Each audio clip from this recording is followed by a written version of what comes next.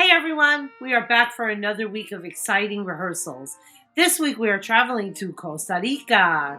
We'll also find out what made Austin say, And I'm like, I didn't pack pants. I barely have a collared shirt. I'm like, I don't know what's going on here. I'm like, I had no idea this is happening. and why Woody said, Everyone can't throw a football. I mean, I love football, but I wouldn't trade that for my arts. No. all this and more. So get out on the field and we will see you back on the sidelines for this week's episode of On a Water Break. 8 off the mat and go. Welcome to On a Water Break, the podcast where we talk everything marching arts. Everyone, bring it in. It's time for a water break. Welcome to another episode of Season 2 of On a Water Break, the podcast where we talk about everything you and your friends are talking about at rehearsal on a water break. I'm Trish O'Shea. So we are going international this week with talking about some marching arts in Costa Rica. One of our hosts is just back, and we have a guest clinician who was also there. So let's see who's on the sidelines this week. Woody! How's everything in percussion land, Woody? Everything in percussion land is going great. All right. Marching band, they came out last week. They didn't hurt themselves. They did pretty well. I'm very excited. Okay. Excellent. So, Austin. Hello. Hi. You're the one who went to Costa Rica. Don't tell us everything right now, but how was it? Oh my God, it was fantastic. The people down there were so nice. They were so kind. Everyone was so welcoming. And honestly, the band was pretty good. So you know what? I gotta tell you that a little bit more later. We can't wait to hear all about it. It's a fun little story I got for you guys later. Okay, let's bring in our guest clinician who was also there in Costa Rica, all the way from the Isle of Puerto Rico. It's Carlos Alicea. Hey, hello. Okay, Carlos, just like every other guest clinician, we are going to start with your 32 count life story. So we'll give you 8 off the Met, and then you're going to tell us all about yourself in 32 counts. Are you ready? I'm ready. Okay. Just let me know. 5, 6, 7, and okay. My name is Carlos. I'm a music teacher in Puerto Rico. I have been involved in DCI teaching as a staff and a member since 2018. I'm doing marching band here in Puerto Rico as instructor, a drum major, a color guard instructor, and color guard choreographer here in Puerto Rico. Also, I am the founder and the director of Imperium Winter Guard. It's the first indoor and program here in Puerto Rico. Awesome. Yay, I did it. So, Carlos, tell us about your DCI background. Where did you march? I marched in 2018 and 19 in Music City, Jordan before. Okay. And then I started teaching in Southwind and Madison Scout in 2021 to 2024. Awesome. That's great. Yeah. That's really exciting. So you learned everything that you know about color guard how did you even want to do DCI? Like, how did you even find out about it? Were you involved in color guard in Puerto Rico? So my story about how I learned color guard is very inspirational because I started doing color guard here in Puerto Rico with a broom, spinning a broom outside my yard, watching videos from Spintronics, watching videos from YouTube, learning tricks, learning choreos and stuff. And then I met people here in Puerto Rico from Banda Escolar Guayanilla, and they gave me the opportunity to meet Todd McCarthy and Jeremy Williams in Westchester University for color guard camps. And I started learning like professional technique in that camp in Westchester University. And after that, I got the jump to be starting DCI by myself because I never been in a color guard in a band before. My whole life, I was a musician. I started playing the violin in 5th grade. So I was growing with the music my whole life. And I got started this passion for color guard when I was in middle school. And I started learning with a broom. And that's amazing. 10 years later, I was doing DCI. I have my winter guard program here in Puerto Rico, and I get WGI. That's incredible. Wow, what a story. Yeah, I got a lot of fans from Latin America because they never got the opportunity to be on WGI or DCI, and having that person who speaks Spanish and who can spot me on social media, see videos from him. I mean, it's a very good thing for me to spread in social media for Latin people who follow all that passion. Absolutely. Okay, everybody, it's time for the news.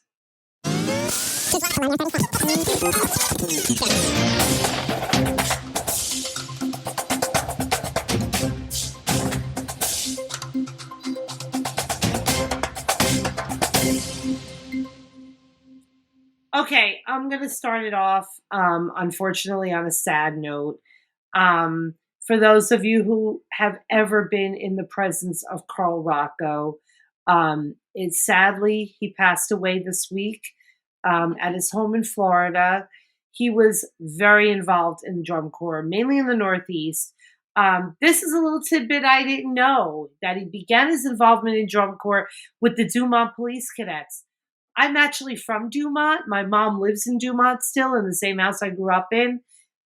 Once I moved from New York City to Dumont, that's how I got involved in drum corps. So, and my instructors were all from the Dumont Police Cadets. So that was a little tidbit I didn't know.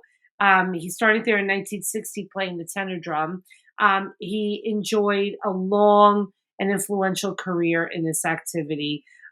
His resume includes service to Star of Indiana, Crossman, where he was actually the director for a few years, the Jersey Surf, Spirit of Atlanta, and Santa Clara Vanguard. He'd been a longtime member of the Skyliners Drum and Bugle Corps. He judged DCI, World Championships 3 times, DCA. He has been inducted to the World Drum Corps Hall of Fame, the New Jersey Hall of Fame, the New York Skyliners Hall of Fame, the Crossman Hall of Fame, and the Reading Buccaneers Hall of Fame. I have two really good personal stories that I'm going to let our good friend Woody jump in. During his tenure as director of the Crossman in 92, I had a really good friend that was marching in the horn line in 1992 and 1993. And I was like fangirling all summer with the Crossman that summer. And I remember being at Allentown at DCI East, and it was back when they used to have the little scoreboard on the front sideline with all the scores. And when Crossman performed, when their score went up, they were in first place, but obviously, the top 3 or whatever hadn't gone on yet. So I went down to take a picture, and he happened to be standing there. And I said, well, I want to take the picture while you were in first place. And he was like, you better take it quick. So that was a funny story. But we actually reconnected in 2020 during COVID when I was asked to be the color guard instructor for the Skyliner alumni. And this is another funny story. He obviously, we only had one in-person rehearsal that I was at, but then we started doing stuff. I was making videos and, sending them to the group and whatever. But so I was making these videos in my park, and maybe I was just a little overzealous and missing color guard so much that maybe I was going a little bit too overboard. So Carl Rocco calls me one day and he says to me, hey, Trish. And I said, yeah, hi, Carl. And he said, so the women feel like you're making the work like you're writing DCI work. And I'm like, okay. He's like, listen, you got to tone it down a little bit. And the initial reaction I had was, yeah, okay, whatever. I'm not doing this. Yeah, I don't need this right now. But it was just like, how could you say no to Carl Rocco? He was just such an amazing person, so down to earth. Always, anytime I walked into a Sky alumni rehearsal and he was there, I had the biggest smile on my face. He always just made you feel good about yourself. And I'm sure, Woody, you have some stories as well. Well, it's funny because Carl Rocco was my drum instructor at the Black Watch, and that's where I first met him. And at that time, I was sort of, I'm like 16, 17. It was very intimidating then. Mm-hmm. He had a very, very powerful personality, and he didn't scream at you, but the way he spoke to you was just so stately. Like there was no way to argue. You're just like, I'm sorry, sir. And you put your head down and you walk away. Exactly. But as I got older, our lives crossed paths again at the Jersey Surf, and that's where I got the most information out of him with show programming and things with writing. You know, he really helped me learn how to focus that stuff. So it was, you know, I wish there were more people like him that would take younger people underneath their wing and show them the little stuff. You know, he was a great guy. He really was. We definitely lost a good one.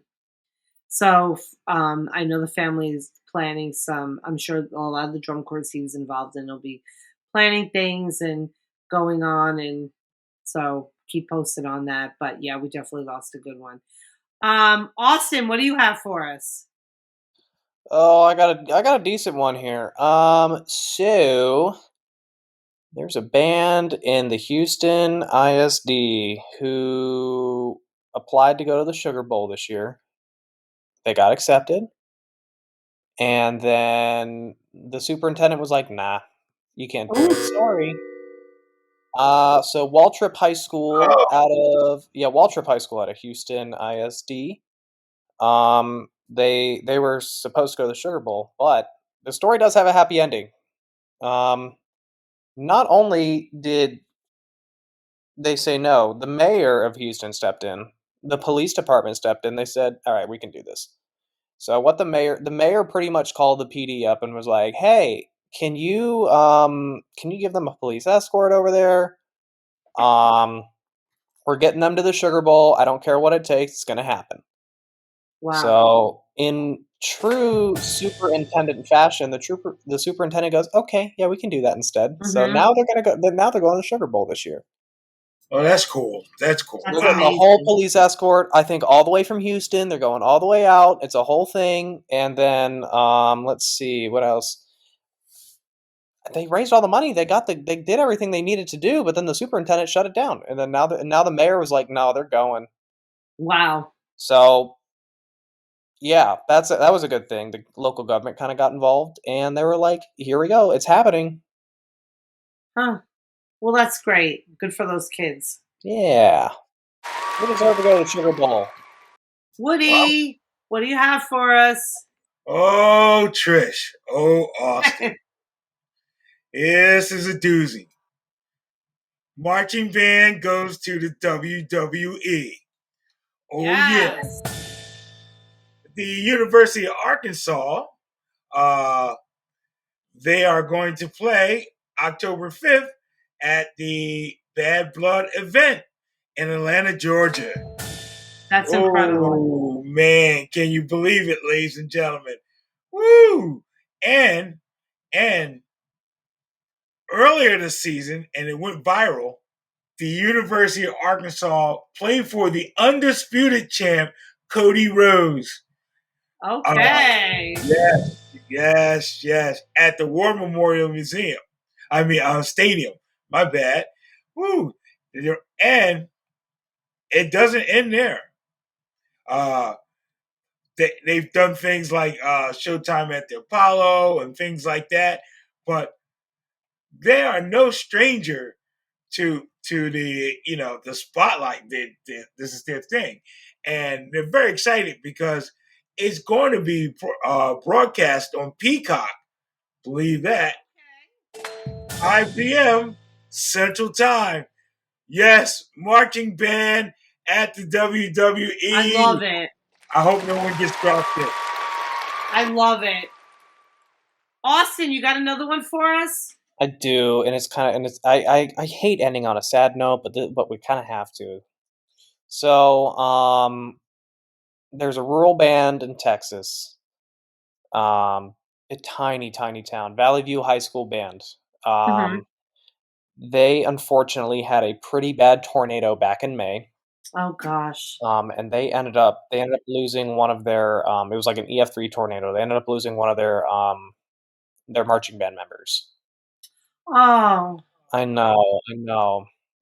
girl's name was Miranda Esperanza, and she was described as, quote, the life of the sousaphone section. Aww. So they took a pretty big hit from a tornado. She ended up passing away. And the band director was like, hey, like, we're going to honor her memory, but I want the band to be a completely safe space for the rest of the students as they grieve and as they mourn. So she's she's kept everything in her office, like deodorant, face wipes, other toiletries and feminine needs as well. And they started a GoFundMe to make a trip. They started a GoFundMe for a trip. She didn't want to place a financial because, like, all these parents, they lost a lot of stuff in this town, and they looks like they're trying to go down to Houston to attend, or no, they did that already. And they want to check out. They want to see how much money they can raise through a GoFundMe, and it has a lot of money. It has a lot of money. Well, these GoFundMes, man. If you can hit it, man. Maybe we should have a GoFundMe on a water break, huh? Oh, yeah, absolutely. Yeah, we should drop the link to this GoFundMe in the show notes for sure. We'll have one for the Puerto Rico group, right? Yeah, absolutely. No? So one more news item that you guys could be on the lookout for is that an interview that will be coming our way that Stephen and Joey did with Marching Vlogs. So look for that coming soon. That sounds like it's a real good one. So I'm looking forward to that. Yeah, don't miss that. Okay, it's time to work on those changes for the opener again. And we'll be right back as we dive deeper in.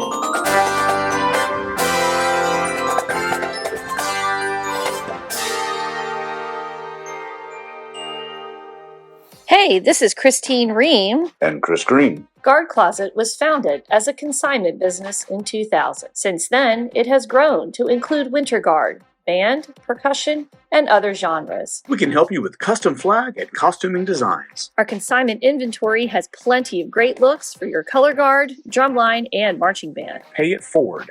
When you purchase consignment, you help other programs. Last year, we sold over 400 sets of consignments and returned over $125,000 in payments to our consigners for their sales. Additionally, Guard Closet offers custom and pre-designed costumes, flags, floors, and formal wear, full or partial show writing, educational programming, and other services. Max out your rehearsal time and set up a microsite for easy student ordering for shoes, gloves, and other equipment. The Guard Closet team is here to help you get everything you want and need for your season. Check us out at guardcloset.com and follow us on social media.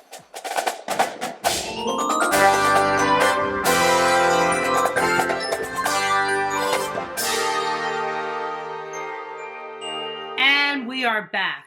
So, Austin, you and Carlos just got back from Costa Rica. Tell us all about it.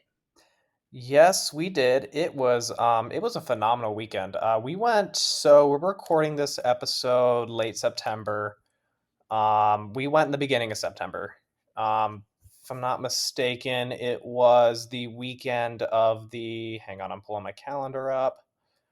Let's see. I think it was the weekend of the 7th, 8th. Okay. It was such a great time. Carlos and I both have a mutual friend. His name is Daniel Espinoza. Okay. Daniel Espinoza was one of my students at the Troopers in 2021. Carlos, how do you know Daniel?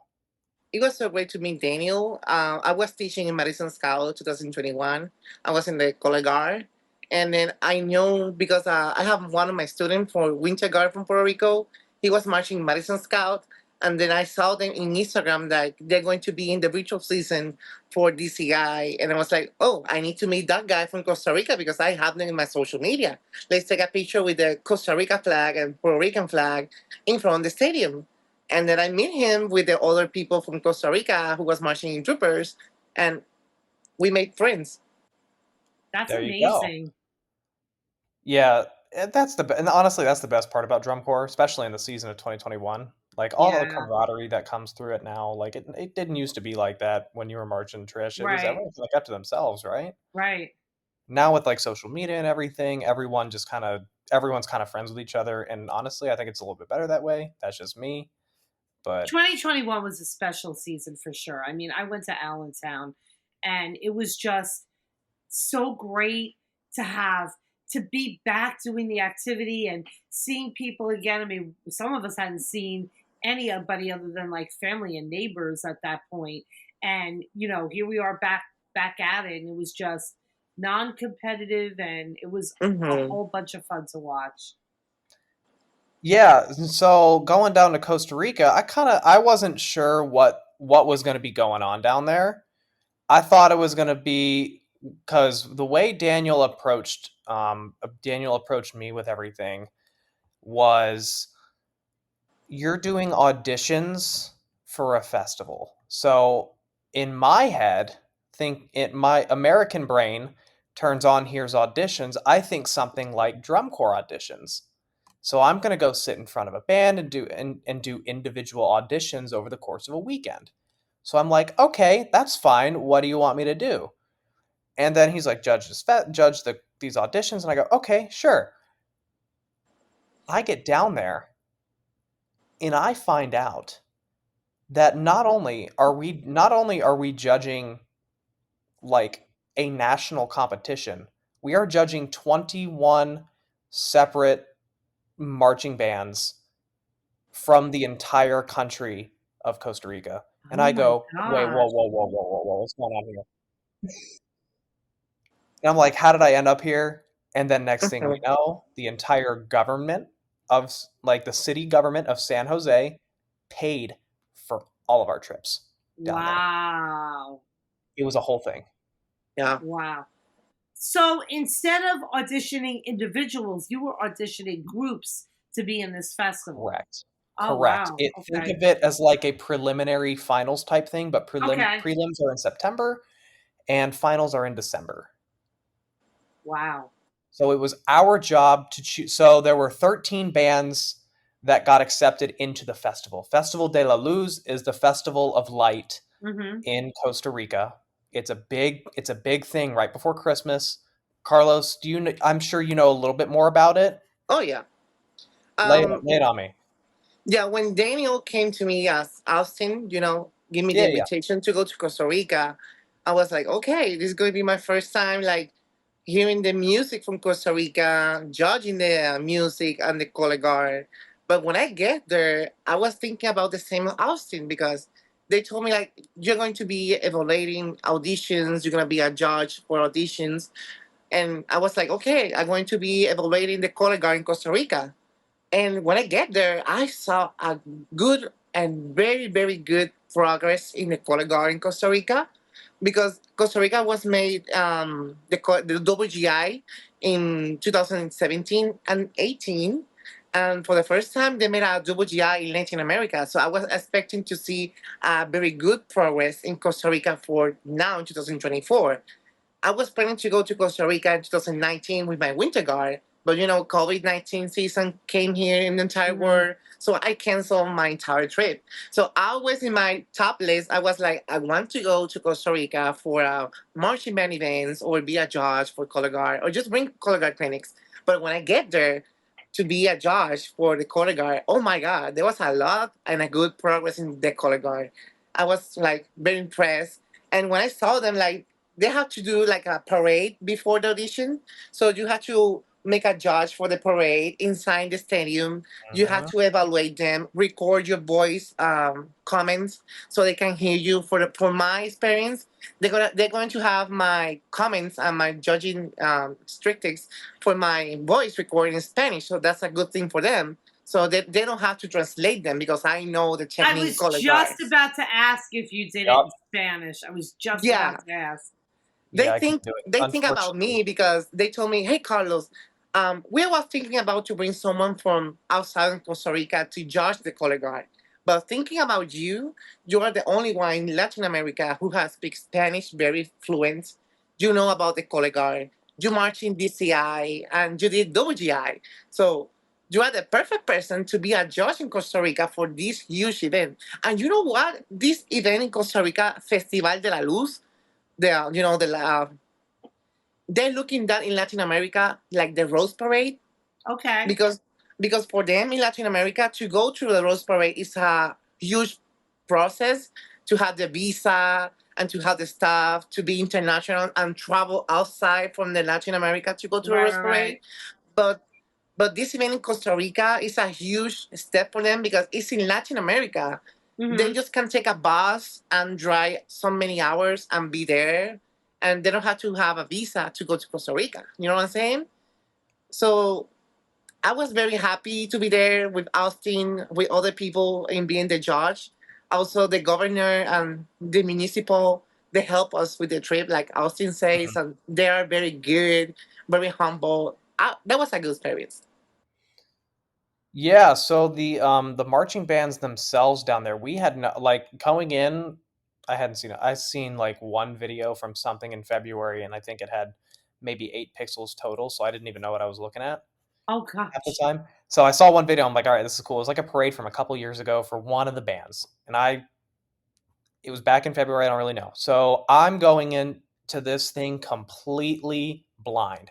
I don't know what the Costa Rican definition of like good or bad is. And there were a couple other people there too from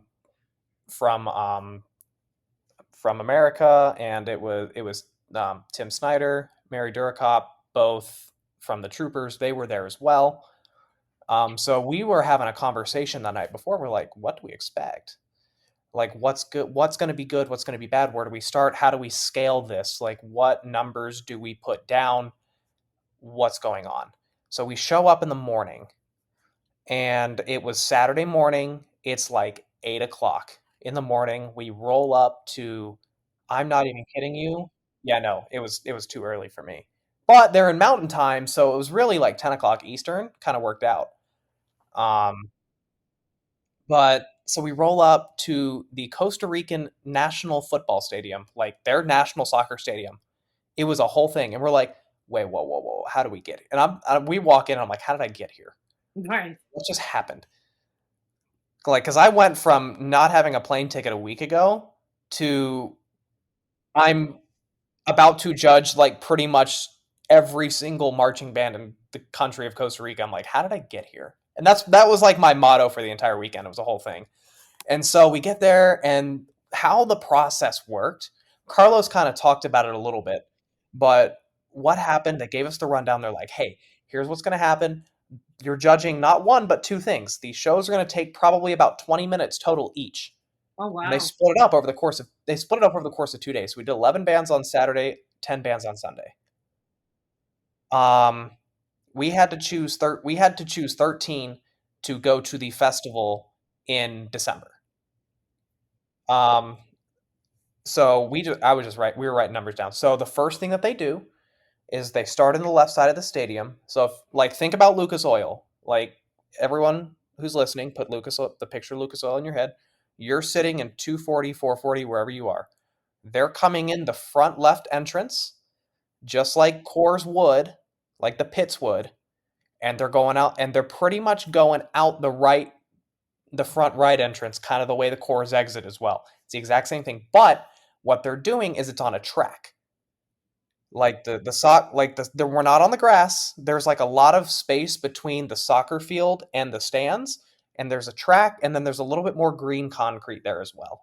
So they lined like the green concrete and the track to kind of look like a football field in a way.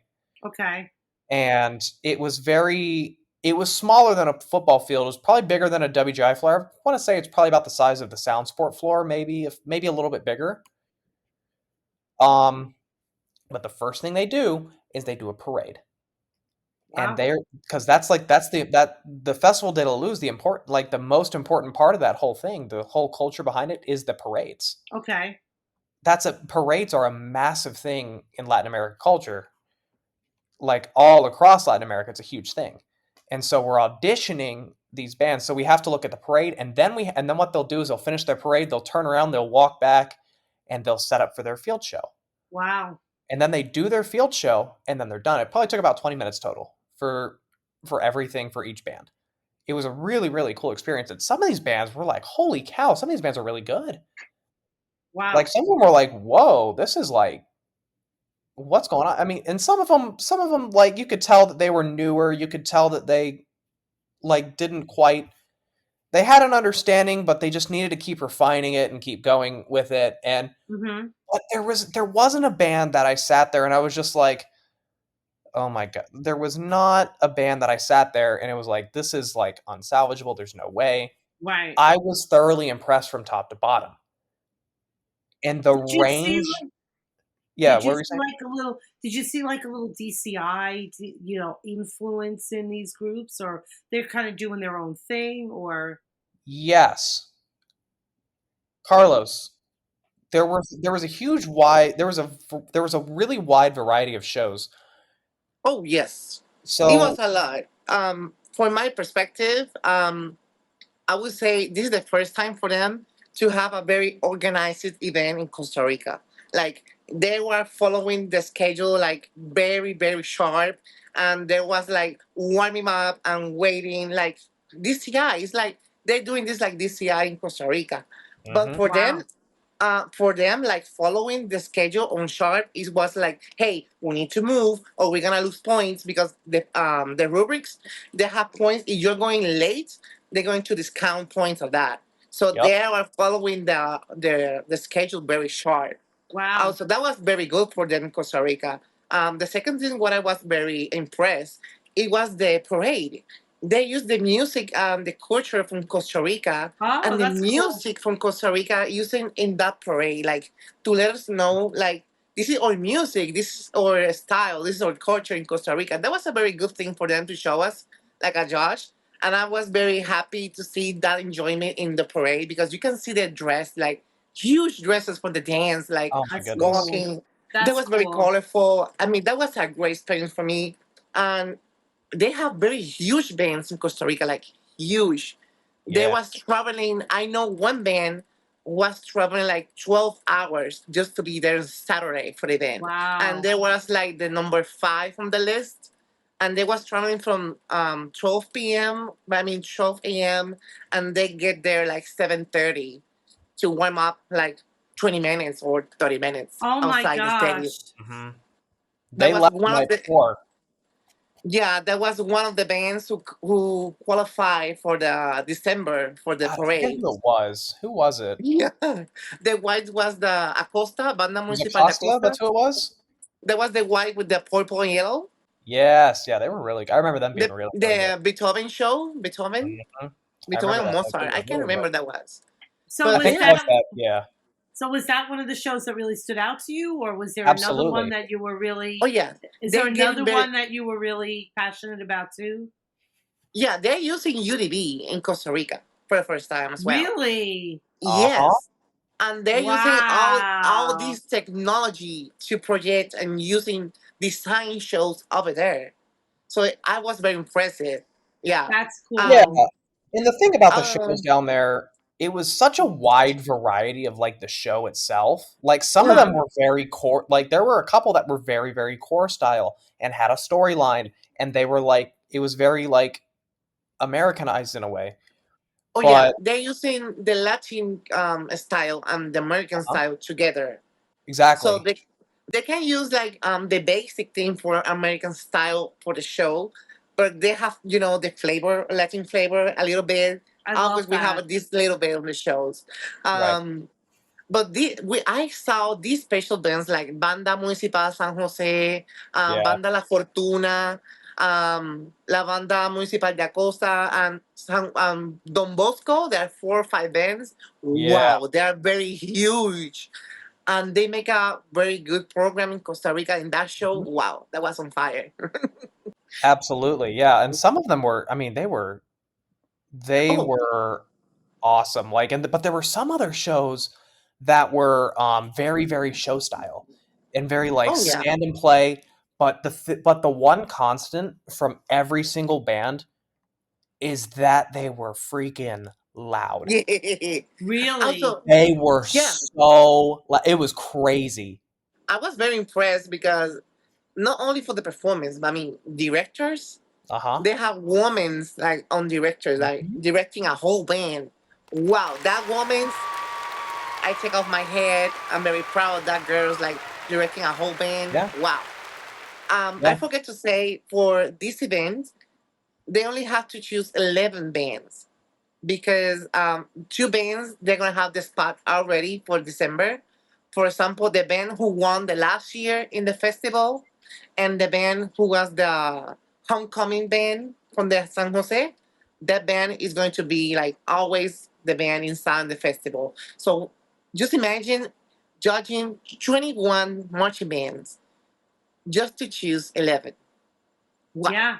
It was tough. Yeah, it was really, really tough. It was very tough. It was. We just started writing down numbers. Like, we were all blind. Like, for me, it was very blind. We were like, all right, let's just start writing down numbers and see what happens. We specifically, the American judges, there were three of us. We specifically requested that we kept our sheets for the first 3 or 4 performances for the first day, because we didn't have a frame of reference. Right. And Carlos, I'm sure you did the exact same thing, right? Oh yes, I did in the color because guard. we didn't have a frame of reference. We had no clue. No, we had no clue. So I'm like, what's good, what's bad? San Jose went first. They went twice over the course of the week. They went twice over the course of the weekend. They went twice because they were hosting the whole event, and they were very core style. They were awesome. Daniel, the guy I was talking about a little bit earlier, Carlos is a mutual friend. He actually helps with that band. Okay. But he also works for the government of the city of San Jose. Wow. And he's in the cultural. He's like, I guess the best way to put it is he's in like the cultural affairs program. Wow. So he the cultural office he works for the they have a minister of culture or something, and he works for the office of the minister of culture. And so he does that, and that's his day job. And then on the side, he'll teach the band, and then. So he was the one putting this whole thing together as a whole thing. And we did get to change our numbers. We kept our, the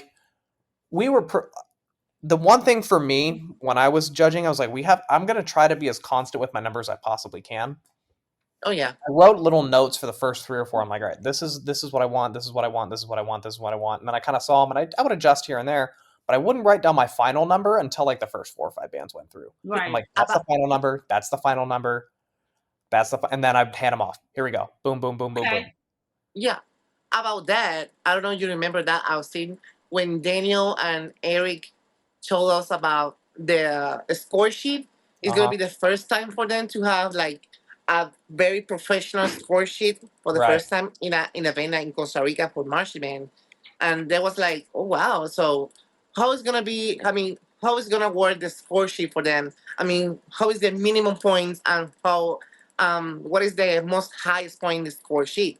And they told us like 65 is gonna be like maybe that was like our floor. To start like 65. We set a floor. We're like, there's a floor here. We don't know what a good number is versus a bad number. So we set a pretty even floor, and then we're like, all right, let's just range it from here to here and see how we feel about everything. Mm-hmm. And the one thing that was sort of lacking within a lot of the bands. I'm a visual guy. I was judging visual down there. A lot of it was there was a lot of lack of visual training down there. Okay. And so a lot of my comments were like, "Hey, let's start to incorporate dance classes like with everything." Mm-hmm. That was my biggest thing. Like with the horn line, the second that you teach them how to move. And that was I made this comment on almost every single tape, if not every single tape. Get them into dance class. Get them to understand how to move their body so that you can push them to do more. Right. That was my biggest thing. The more that we get them to understand their body, and the more we focus on visual training, the better off you're going to be. These bands, they don't rehearse that much. No, from my only understanding, Sundays. they only rehearse on the weekends, Sundays. Oh wow! That's it. It's like a 1-day Sunday. That's it. That's all they do. Like 8 a.m. to 4 p.m. or 5. Mm-hmm. Also, I was following the thing what Austin said about visual. It happened to me in the color guard. For example, I have color guards in drills, like they was only on the sides or in the back or in the front, but they wasn't like having like this match or like being inside the band or being more flexible or flawless Yeah. inside the band. So I was giving them like that tips or comments like, hey, maybe in December you can work on these drills and you can have some ideas, some tricks inside the choreo because they was like repeating the choreo like sequence inside the music show. Okay. And I was telling like, hey, maybe you can do some floor sequence, movement of the body, or using tricks or soloists in this part. Like give them tips and comments so they can apply that for the next time we can see them, so we can see more progress for that comments. And especially my Spanish comments inside in the show, like the voice recording, so they can understand about the hand placement, the technique, the all the toss technique inside the toaster. Also, I judge some colleagues they don't have the training inside the band. I mean how to take a flag. So I give them like, hey, I make a book from Spintronics. I translate the whole thing in Spanish so you can buy them in this side. If you have any question, just contact me and I can send you all the info you need to grow up like a color guard inside the band. So all of these kind of things to help them grow because they don't have the resources. Some of the band they don't have the resources. They don't have the economy situation. Like the band, what I told you, they traveled the whole night just to be there. And I think they told me in the town where they live, people get united together to give them the uniforms, like to make the uniforms and stuff. Wow. It's very community focused down there. That's the way they do Yeah. it. Like you'll see the names of the band. It's Banda Comunal de insert city name here. They're community bands. Most of them are. They're not like some of them are affiliated with high schools and like high school, their version of high school down there and everything. Okay. But most of them are community type bands. Yeah, municipal from 8 years to 50 years. Oh wow. Uh-huh. Well, you'll have to try to get us. You'll try to have to get us those group names so that we'll. We can get those pretty. I can get those. Pretty easy. I have some of them. Yeah. Yeah, so I've got them all in the recording. So let me ask you guys a question. Do you think you made the right decision in the end? Did you pick the right groups? Yes, we do. However, there was a bit of a score mishap in the very end that we did not. Oh yes, I remember that. Oh my! Yes, this did happen. So it wasn't our fault.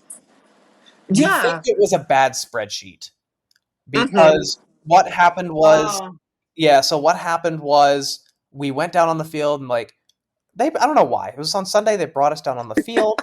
They're like, "Here are the judges," and we're like, "Wait, what?" And this whole crowd of like 7,000 people stands up. They're like, "Thank you so much for coming out." And it's a whole thing. And we're like, "What is going on?" And we're like, usually in America, the judge is gonna like run out of there and fears they're gonna get like rotten eggs thrown at them or something, you know? Right. Down there, they're like, "Thank you so much. This was incredible. Thank you so much for making these. Thank you so much for coming and everything." It was a whole thing. But the right decisions were made except for a spreadsheet. So they announced all the names and we're like, and then we kind of started thinking about it. We're like, where was La Fortuna? Yeah, what is the band? And we were all looking at each other like I had them up. They were higher. They were definitely up there. I'm not going to say they were like in first, but they were definitely not that low. There's no way. Mm-hmm.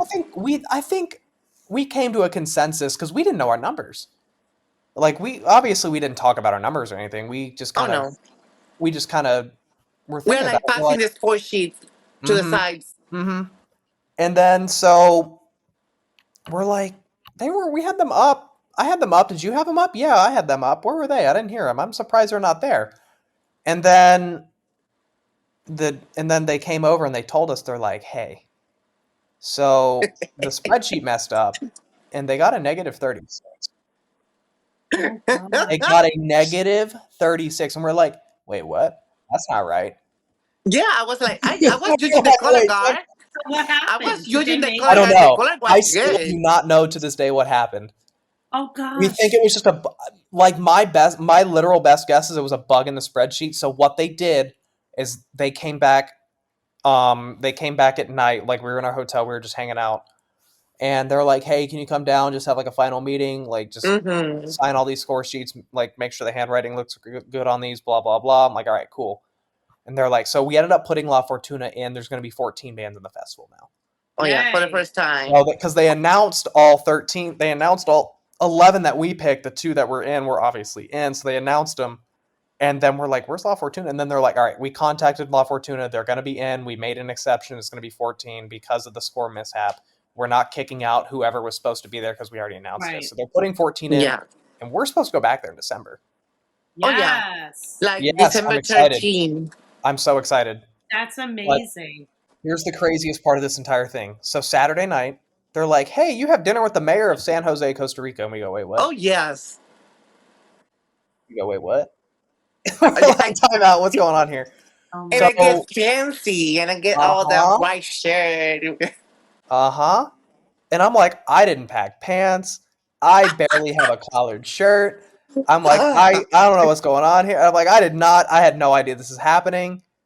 I'm like, I've got like a polo shirt and t-shirt. That's all I got. That's all I'm working with here. Oh my gosh. And I understand Austin because I still remember Daniel contacted me like 2 days before the event, like, hey, I got your flight ticket. And I was like, is real happening? Is this happening right now? Like, is this real? Like, I'm going to Costa Rica because you didn't tell me about the flight ticket. I was like, yeah, I got the flight ticket. And I got the hotel. I was like, oh my, I didn't pack anything. I didn't buy cloud. What am I going to do? Well, it sounds like you guys had an amazing experience there, and thank you for sharing it with us. So we're going to take a break. We're going to use our phones for something other than UDB for a moment, and we'll take a commercial break, and we'll be back with What Are We Doing?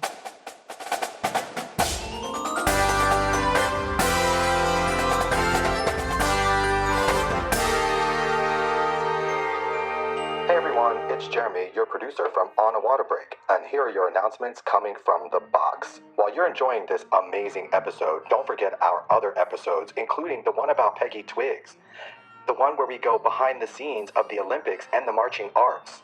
We check out the first female drummers from Crossmen. We also have amazing special features, including At Step Off with Jack Goudreau, Lost in Translation with Cynthia Bernard, and Behind the Lens with Chris Marr and Russell Tanakaya. Don't forget our other bonus feature, On a Water Break With, where we explore individuals or small groups. We talk to people like Eric Carr, Forte Athletics, and comedian Tony Deo. If you know of a story, or you know of someone that would make a great story, email us at onawaterbreakpodcast@gmail.com. Okay, field staff, take it away.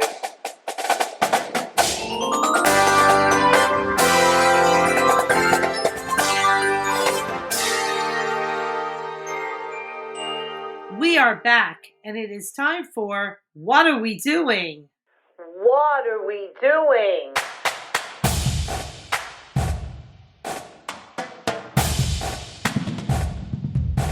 What are we doing? Austin, what are we doing? Okay, we're tying this into Costa Rica. Well, I got 2 really, but I'll do the lighthearted one since I am in fact Florida man. What are we doing having a hurricane the first week of freaking marching band season in Florida? What are we doing? I hate it. It happens every year. Oh, that's awful. Freaking year. This happens every time. It never fails. But Florida, that's how we do things. We're so used to it at this point. But to my second, what are we doing? What are we doing? Not having more. I guess the best way to put it is government support for the arts in America.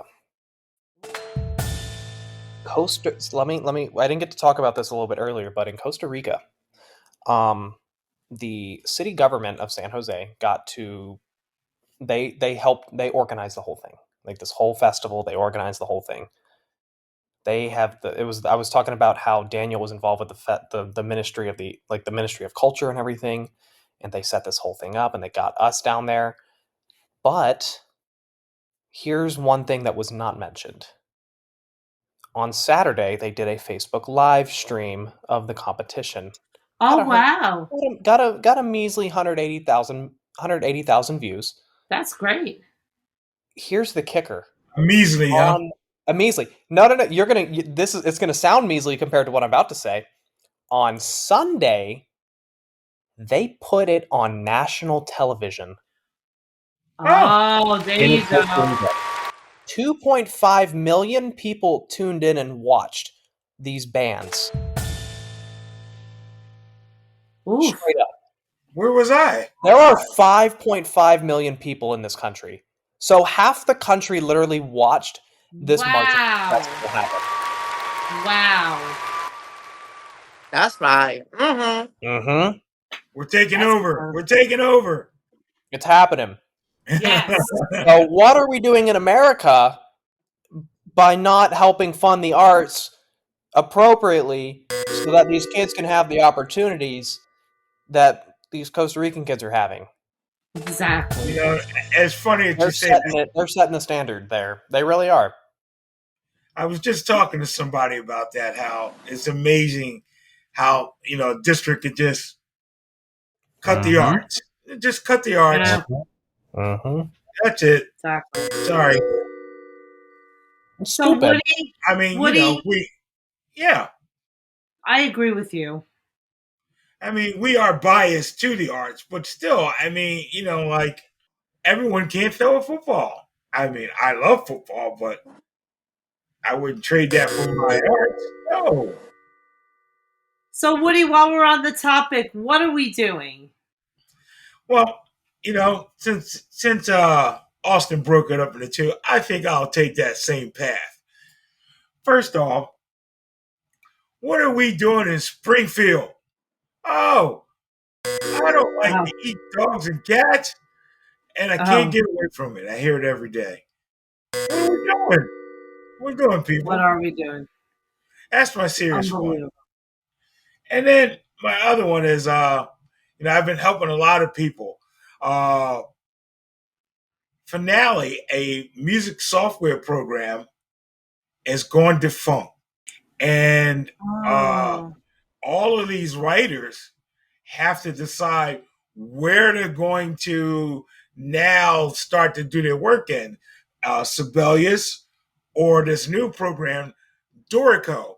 I chose Dorico a while ago.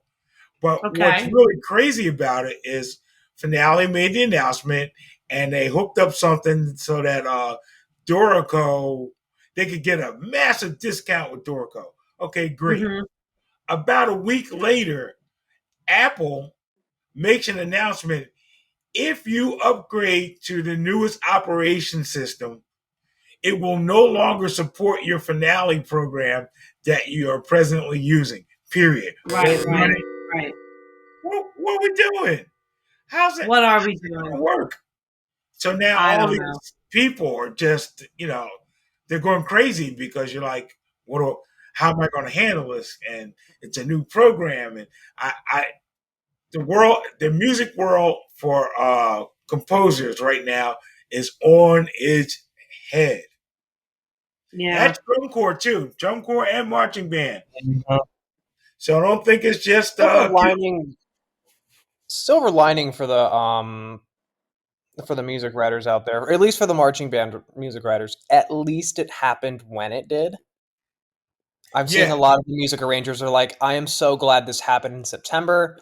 It's my slower season. My music is done.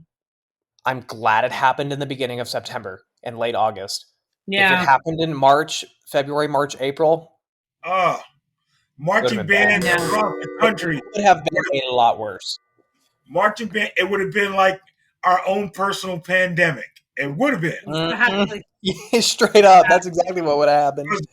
No music because Finale is sick. Finale blew a coal across all of United States.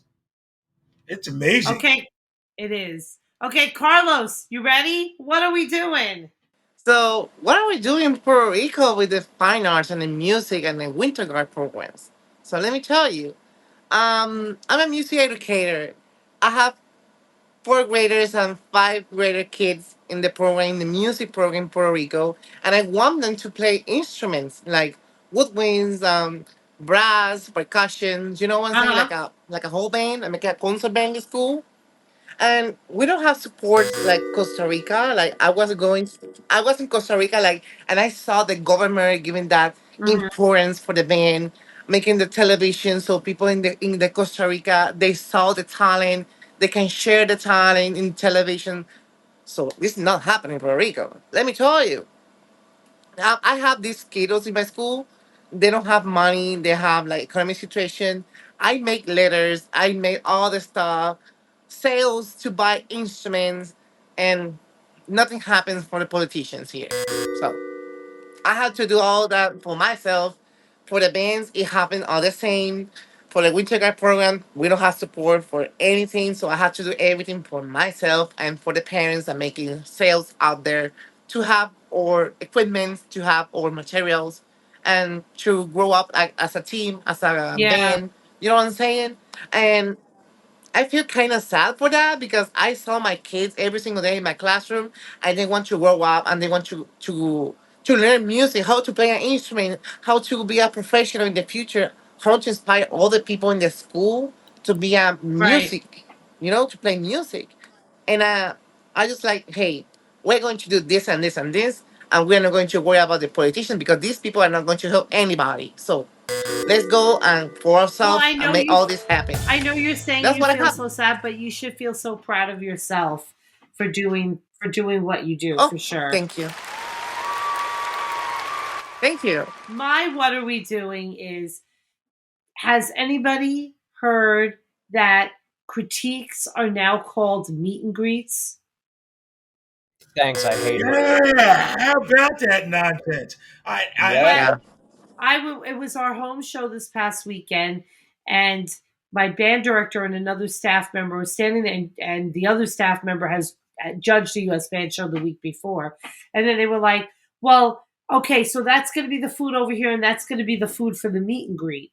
I was like, "Okay, where's the critique?" They're like, "The meet and greet." I was like, "What are you talking about?" They're like, "Yeah, it's not called critique anymore. It's now called meet and greet." That's So a U.S. band's thing. I guess is it because critique has like a critical connotation? I'm not sure, but it's silly. It's just whatever. What? Is that That's why? so I mean, odd. That's so odd. it's called I a don't meet know and why greet they do now. it, but I know Is it? that it's thing. I'm not familiar with U.S. bands. Have they always done that? No, it's been a critique. No. No, That's no, it's Been a strange. critique. relatively new because they used to do just right. It's still a critique. Okay. The It's format the hasn't exact changed. same format. Yes. It's Okay. just the almost like like Trish said, like the politically correct way to say critique now. Right. So it's not so, how can I say, analytical. Right. So you can come in as the band director And meet and greet. and feel comfortable talking to the people. There is a sense of not tension, but especially with so many new instructors and stuff, they place the judges on a shelf that they seem unattainable. This is a great way to kind of knock that wall down. Somebody just asked the question, do you pay $10 for a selfie at the meet and greet? Anyway. Do you have to get an autograph at the meet and greet from all the judges? Is that how this works? It's just silly. Anyway. I don't know. It's now just people. Great job, everyone. Set your equipment down. Gush and go. Okay, gush and go. Austin, what are you gushing about this week? Oh goodness. I'm always on the move, as you guys know. Where's Austin going next? This is gonna be a segment on this podcast. I swear it's gonna be a segment soon. I'm going back to Hawaii. Yes. Yeah, I'm going back. They called me and they're like, "Hey, they're like, "Hey, we have the money. Do you want to come out?" And I was like, "Yes, please. I would love that." That's amazing. You know when? Yeah, October 5th. Nice. So in like 10 days or so, I'm excited. I think in the next 2 weeks from Friday, So, like, I'm going to be home for 4 or 5 days total. Hey, Trish, guess what? I'll be moving. What's that? Are you gushing and going now, Woody? He won't be going to any meet and greets. Nope. I'm good. I'm just teaching camps. I'm doing a consult. I'm teaching camps. That's all I'm doing. We're having a great time. And we're eating a lot of fish and a lot of rice. And I'm going to be very happy because I don't have to talk to a judge. That's great. No meet and greet for you. Let me know if they need help in the color guard. I'll be there. Woody, what are you gushing and going about? I tell you what, I didn't have a true one until I just thought about it. You know, on my way out of the rehearsal tonight, indoor drumline and color guard just really officially started. I'm like, we're not even finished the show yet, and we're already planning for indoor coming up. I'm like, oh my goodness, man, am I getting that old? Because I don't ever remember it just jumping on me. But it's the most wonderful time of the year, Woody. Yeah. When I was deep in it, teaching, I was already planning for my winter drumline season. But now that I'm just the, I guess, administrator, I'm like, why are we talking about indoor already? My goodness. But it's that time. It's true. It's true because we're so in it with marching band now. I totally feel you on that level. I get it. Carlos, what are you gushing and going about? Hey, so this week I made something new steps in my whole life. I was doing in my school band when I was working as a drum major. Now I'm part of the teamwork. I'm now the instructor and design team and visual for the band. So that's a huge step for me inside the program. Now I'm gonna be concentrated working on that stuff for the band so the band can grow up in those levels. Also, I'm very proud of myself because this week as well, I was doing my first time choreography for my winter guard program. So in the past, I never started with the choreography on this month of September. September in the past year, I was like focusing on technique and dance stuff across the floor. But for the first time in my program, I was like, let's start with the choreo and let's start with this and this and this. So I'm making progress this season. Well, my gush and go is, so we had a football game on Friday night at Ramapo High School in New Jersey, which is a regional high school where kids who live in a certain town called Franklin Lakes, New Jersey, go to. Franklin Lakes is a big hotbed of the Real Housewives of New Jersey. So for those of you who are Real Housewives of New Jersey fans, as I am, Melissa and Joe Gorga's son plays for football for Ramapo. So we get off the bus. I bring the color guard off the bus. I turn around to look at the guard, and standing right there is Joe Gorga. And I said, Joe Gorga? And he said, hey, how are you? And he said, he said, who are you? And I said, I'm the color guard director for Northern Valley Old Japan. And he said, okay. I said, can I get a selfie? Right behind him came Melissa, star of Real Housewives of New Jersey. So we took a selfie. They were legitimately there just to be football parents. Joe was flipping burgers at the outside the concession stand, and she was inside selling hot dogs and pretzels and M&Ms. No kidding. I swear to God, they were there as football parents. He was so no burgers. Housewives drama, just football parents. They were there as football parents. I love that. I really do. Support their kid. Yep. It's it is refreshing to see people who are involved in that kind of thing, like to be normal people. Yeah. At the end of the day, we're all normal people. Absolutely. And to go back to the judges, thing, they're all normal people. They're just normal people. Right. Sure, all they do is go down and write a number. Exactly. And these housewives people, they get in front of a camera and they film a TV show. That's all they do. Right. But at the end of the day, we're all just people. We're all just people. That's it. Well, hey, it's called Gush and Go, not Gush and Stay. Let's go. All right. Well, people, thanks for a great rehearsal this week. Thanks to our hosts, Woody, Austin, And thank you to our guest clinician, Carlos. Carlos, where can we find you on social media if people want to reach out to you? Oh, you can find me in Instagram like Carlos Alicea, like CarlosAlicea, Carlos Alicea. You can find me Carlos Alicea Instagram. You can find me. Also on TikTok. You can find me on TikTok. You can see my videos. Awesome. All stuff. One more thing. Don't forget we have our YouTube channel now that has many of our interviews coming out as full video editions. Go and subscribe so you don't miss those. So before you close out of your podcast listening app, go subscribe, write us a review, and share this with a friend. Follow us on social media at On a Water Break, and we'll see you at the next rehearsal on a water break. Now go practice. The On a Water Break podcast was produced by Jeremy Williams and Christine Reams. The intro and outro music was produced by Josh Lyda. To learn more, visit lydamusic.com. And until next time, thanks for tuning in.